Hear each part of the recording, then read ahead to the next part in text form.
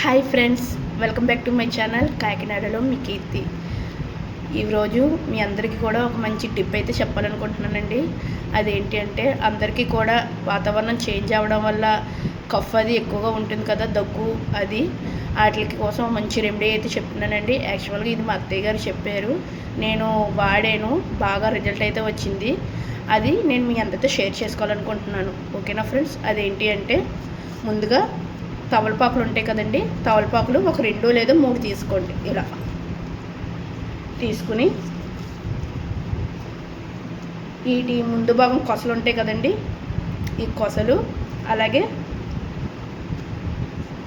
ఈ వెనకాల ముచ్చుకలు, ఇవి కూడా తీసేయాలి. తీసేసాక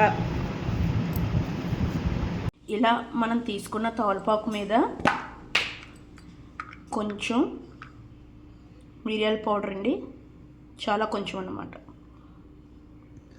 అలాగే కొంచెం సాల్ట్, చిన్న అల్లం ముక్క,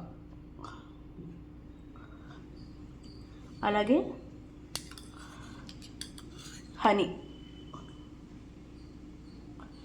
ఇవన్నీ వేసి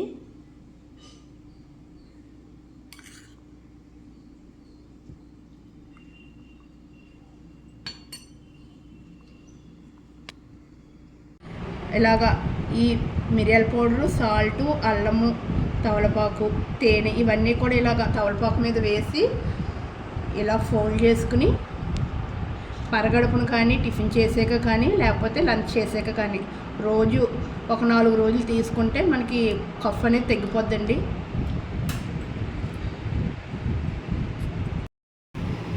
ఇలా నవ్వులేసి మింగిడమేనండి. ఒక అరగంట గంట వరకు వాటర్ అనేది ఏది తీసుకోకూడదు. ఓకేనా ఫ్రెండ్స్? మీకు కానీ వీడియో నచ్చితే లైక్ చేసి, షేర్ చేసి, సబ్స్క్రైబ్ చేయండి. కాకినాడలో మీ కీర్తి.